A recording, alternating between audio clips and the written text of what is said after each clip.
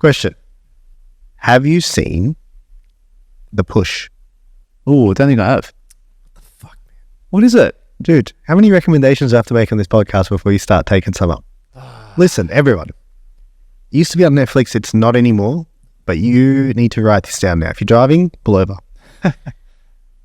Derren Brown, Derren Brown, The Push. Oh, is that guy? It is Kind of stand-up? He's standing up on stage and he's getting people to do... He has one like that on, but that's not The Push. His name is Derren Brown. Yeah, man, you told me this. Yeah. I started watching it when we were away last year sometime. The Push? Yeah, I was watching it on the iPad and he was showing me what he was doing. Yes, I remember. Yeah, so it's all about social compliance. And what they do is they understand that human behavior is, as you said, they want to fit in with herds. They will do what everyone else is doing. So, and he explained it in detail. It's an hour long. It's worth your hour and some, I promise. Otherwise, if you watch it, you don't like it, send me an email and I'll send you a Mazda. Watch it. It shows how much we try and fit in, and then they want to see if they can use social compliance to get someone to commit murder. Yes, I remember. Yeah. Yes, it's fucking great. Like, so good to watch, man. It'll have you on the edge of your seat. It made me want to throw up when I was watching. I was like, what? Yeah. What is happening there? I can't believe they've gone this far with it. Like, really cool. Really cool. Everyone should watch it because you'll understand how powerful social compliance is. Yeah. And how much we feel like we need to fit in, and how often we'll do things just because everyone else is doing them. Yeah. Without a doubt. Because it's the same. It's all actors in that, yeah? Except for one person. Except for that one person? Except for one person. So everyone's a professional actor. The difference is... Cameras everywhere. It's not picking on that one person either. That one person isn't weak. They're not influential. Like, they're not influenced necessarily. Yeah, they're just another person. Look, they've done that. So some people are more socially compliant. Oh, without a doubt. But I'm saying the vast majority of people that weren't the paid actor would probably still end up conforming with everyone else. So let me tell you, you may have seen this, but I'll tell you one scene from it that... This scene, when you see this scene will blow you away. And it's right at the start, so I'm not ruining anything. But the scene is, they show you how they're going to work out who they want to do this experiment on. And the way they do it is people are coming in for a reality TV interview. Yeah. And they walk into the room, say, yeah, cool, walk into here. And like, let's just say, for example, you're the first person that comes in. Yeah, cool, just walk through there. There's some people waiting in there. You can just wait in there with them. And when your name's called up, you can go, whatever. They're like, okay, cool. So they sit in this room and everyone's sitting. And then first person goes in, everyone's sitting, but the three people that are sitting in there already, or 3 or 4 people, are all actors. And then there's another person, and that person hits a bell. Ding! And then everyone gets up, stands up. And then ding! And they sit down. And then the person who walks in is thinking, what the fuck is going on here? And ding! Up. Ding! Down. Person looks and ding! I better get up as well. Gets up, gets down, gets up. So that person now... So how many times did it take that person before they stood up, stood down? Exactly. And then they sent another person in. That person sees the same thing, does the same thing. An actor leaves. Another person in. An actor leaves. And now you've got a room full of people. No one's been instructed. And they're all gone up and down to the bell. Do you know what I mean? And it's like, these people had no instruction to do this. They just following what they saw. And hey, some people went in and thought, this is fucking weird, and left. Yeah. Do you know what I mean? It's like, okay, cool. That person's not socially compliant. Yeah. They don't do what everyone else is doing. We need someone who does what everyone else is doing. That's right. Fucking cool, man. Really interesting experiment, isn't it? There's another one that I heard with, oh, that's right. It was with fleas in a jar. Have you seen that? Yeah. Yeah. So it's a very similar concept that if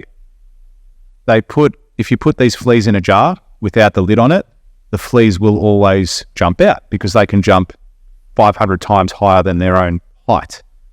Now, as soon as you put a lid on whatever it is, I don't know.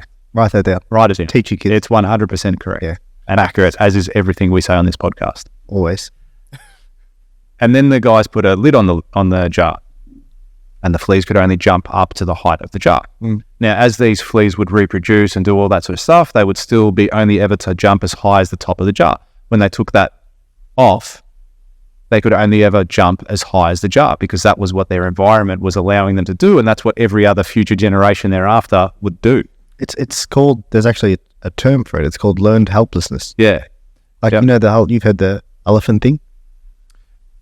When a baby elephant's born, they tie it up to like a... Oh, yes, to like a... Yeah. And it can't get out. Yeah. And then it grows big. Eventually, it's got so much strength it could rip this peg out of the ground. But because it now knows that once this thing's tied to me, I can't get out, it doesn't get out. Doesn't try. Yeah. And apparently it gets to the point where they just tie a rope around the leg and it's not tied to anything. The elephant will stay still. Yeah. So it's interesting, isn't it? Don't be an elephant. I want to tell you another little story on the basis of that. How can I say it in such a way that doesn't give anything away specifically? So I'm going to call it... I'm going to call it my own friendship group, but it's not. But I'm going to call it that. Yeah. So recently, and again, this isn't an entirely accurate story, but it's more to prove the point. So recently, I've had an argument with friends, let's say. And since splitting away from those friends, I've realized how small they're playing. I've realized how mediocre they are. And I've realized that they're probably not as great friends as I thought they once were. And again, full disclosure, what I'm saying is not true. For me. Yeah. It is for someone I know. Yeah. And so you're talking from someone else's perspective. From someone else's perspective. Yeah. And I was talking about it with this person anyway. And like once they realized that, the friends was there, they were talking, they're like, oh, they do this. They're bitching, they're moaning, they're talking behind my back. And I'm like, okay, so you've separated yourself from that because they have all seen, because they were confronted with this issue and like, oh, everyone does that. Everyone does that. That's how we interact. Don't take it so personally. And I'm like, you've just separated yourself from that group and you've said, I want this standard of life. This is what I expect from a friend. This is my definition of it. I want someone that's loyal, trusting. I can talk to you. You can talk to me. You'll engage with me. I'll engage with you. It's a good transaction between us. And if you're settling here because that's what everyone does, that's what the norm is, then again, you're conforming with that society. And the advice I was giving this person is go, as hard as it might be now for you, you need to get rid of these people out of your life. Yeah. Because they are only ever going to drag you down. They are never going to rise to your level. They are only going to bring you down to theirs. And although there may have been good fun times in the past with these people, you need to realize and understand that they are not the people that are going to put you forward in the life that you want to live and also help you grow as an individual. And if anything, I think they'll make you worse by being around them. As fun as they may be in moments, when things get serious or when something happens, it's not going to serve you anymore and you need to remove yourself from that equation. And when I was having this conversation with this person, I think they definitely saw it and they felt better having removed themselves from that situation, from that environment too. And this is probably happening I think it's happened in my own life too. When I look at people that I used to hang out with that no longer really associate with anymore. I've said, I want this level. I want this level of life. I want this level of freedom, excellence, values, everything. And if people aren't there, it doesn't mean I hate you. Doesn't mean I wish bad upon you. It just means I'm going to limit my time around you. It means I have to do things differently because I'm not going to be the herd mentality. Yeah. I'm going to be that next level of excellence. And there's nothing wrong with that. No, nothing at all. Nothing at all. And you should be striving for that. The other thing that I was saying, because, you're isolated now.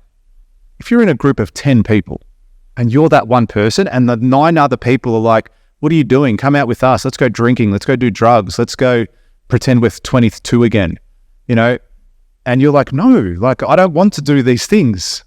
I've got huge aspirations. I want to make $30 million this year. I want to go on the best family holidays. I want to do this. Yeah. I want to look after myself. I want to go work out every single day, do 75 hard.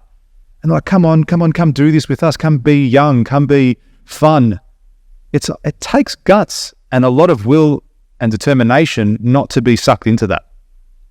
And not conforming with that level of life and acceptance of how things are. Especially when it's what you've known. Yes, that's what they've known the whole time, because for a long time, that was fun. Yeah. It's just some of those people don't grow up. And hey, just to touch on that point as well, that was fun. It was. Back in the day, yeah. Back then. And it will, when I look back at it, it'll always be a fun memory. That's right. It's not fun now. That's right. And that's what was happening with this person. And as a result of that, I said, you need to understand, as hard as it is to let go of that, you're going to start to attract a whole new level of people around your circle. It may not be as many.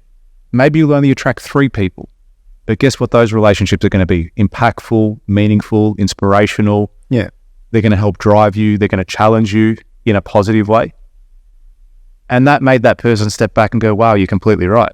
You were completely right. I don't need to settle for them just because that's what they want to do. I promise you, and I was saying this to them, fast forward 10 years, they're going to be in the same fucking boat. They're going to be living the same life. They're going to have the same level of happiness, the same level of insecurities, all these things that they think is normal. They're going to be living that. Yeah. Meanwhile, you're going to be that person that they're going to look at and go, oh, look at them. They've changed. They used to be cool. Or look at you with jealousy or spite, whatever, or maybe some will be happy for you. Who knows? But they'll look at you and go, oh, they left us. They're a traitor. But you in your heart of hearts will know, no, this is what I wanted in my life. I wanted to achieve a better level of life. And that meant having to let go of this, not following society, not conforming, not being another sheep at the end of the day. And that's what it takes. Are you going to be the black sheep in your company, in your life, in your family? Are you going to be that person that creates that significant change, that generations to come will go, our life changed at that moment because of this person? Made a decision. That's right. There's a cool, on the Modern Wisdom podcast where they say, when your friends come and tell you, just remember, when your old friends come and tell you that you've changed, they just don't know how to say that you've grown. You know, and that's what it is. You outgrow the people around you. It sounds like that person in that situation. It's just without a doubt. And that happens. Yeah, it does. And unfortunately for that person, it happened in a stressful way, in the sense that they sort of realized abruptly that these people didn't really care for them as much as they thought they did, or as much as they did for them. Because they were like, I love you, I care for you, let me look after you. Yeah. Kids, let me hang out, let me help you. Do you need help at your business? Or like really going out of their way to help, but it wasn't reciprocated. And it wasn't until something serious happened in their life that they were like, oh, hang on, all these times that I thought that I've had your back and I thought you had mine, you never actually have. Not in the way that I've expected. And as upsetting as it was for them in that moment, it also helped them. It was almost like a weight off their shoulders, because I was like, oh, okay, cool. I know you're not my people now. That was fun, but we're done. I can now go find new people. I can now go, this is where I want to be. This is who I want to hang out with. This is who I want to be associated with. Yeah. I don't know who you're talking about, but in my perspective on it as well, that person needs to take responsibility. Yeah. And say, okay, cool. It took me a little bit longer to work this out. It did. It took a situation to arise for me to actually notice something that was probably happening the whole time. Mm-hmm. Yep. And that's exactly what it was for them. It's exactly what it does take that. Without a doubt. It's how it's taken me longer for certain things. Yeah. Not just in life, but business. No, it's like sometimes something needs to happen for you to shine the light. Like you need to hear it. You know, it's like you're sitting in a dark space. You need to hear a noise to shine a light over there and say, holy shit, there's a hole in the ground. Yeah. Do you know what I mean? Whereas you probably wouldn't have shined a light on that part or that relationship had not an incident occurred. I couldn't agree more with that. Yeah. Couldn't agree more. And more often than not, it's going to be a difficult thing that's going to make you change, unfortunately. Well, you change for one of two reasons, right? Inspiration or desperation. Yeah. That's the only things that make us change. You're either inspired, you want more, you want to do, you're motivated, you're ambitious, or you're fucked. Yeah. And you put in a hole and you're like, holy shit, I need to get out. Yeah. Like, you know what I mean? My back's against the wall. And some people make good moves when their back's against the wall, and some people sit there and say, oh, poor me, and they play victim. Yeah. Yeah, exactly right. Yeah. Exactly right. And, you know, I was thinking about this the other day as well, with just going on the difficult mindset is, I've said the most growth I've ever seen in my life is post difficult scenarios. Every single time.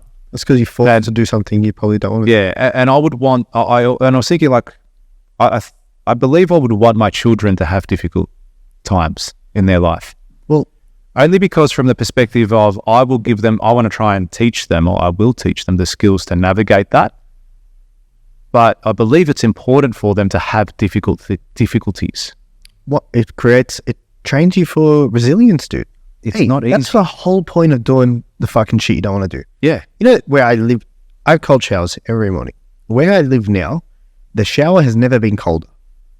Oh, really? I've never not wanted to do it so much. Yeah. Like in the sense of like, it's fucking cold, dude. And the shower's open, like fairly open. So the steam's not staying in. So like I get cold in there and then I'm like, fuck, I gotta go cold as well. Like, and the water's freezing cold, man. Like I've never lived in a house where the water was this cold. And I'm so put off doing it, and I still fucking do it every single morning. And I think you need to do it, dude. I know. That's the truth. Yeah. I think you need to do it because it's easy to do the stuff you don't like. For you, going to the gym's not that hard. You do it. Working hard is not hard at all. Yeah. You just do it like it's in your nature. Yeah. But go and do the stuff you don't want to do. Yeah. You know, the reason I'm doing this 75 hard, do you think I'm sitting there like, yeah, this is going to be fun? Yeah. No, I went into a restaurant the other night and I could only eat meat. That was all I could eat. They ordered all these sides, there was potatoes and everything, and I was just sitting there. How good at potatoes? Yeah. We should do a whole podcast on potatoes. Potato podcast. Shit. Potato cast. Potato. But yeah, the whole thing around doing hard things in life is it builds resilience. It builds skill. It builds, tenacity. It makes you stronger. When you get kicked in the face for the 100th time, it doesn't hurt like the first time. When you've never been kicked and you get kicked, it fucking hurts. Yeah. You know what I mean? Then you learn to block it. Yeah. If you and I go take a punch to the ribs now, it fucking hurts. A UFC fighter takes a punch to the ribs and takes Keeps going. Because, he's like, Is that all you got? 4 of those a minute. Do you know what I mean? It's reps, man. Yeah. Yeah. It's reps. So if you like this clip and you want to watch another one, click just over here. Or if you want to watch the full episode, you can click over here. Don't forget to subscribe to the channel, and thanks for watching.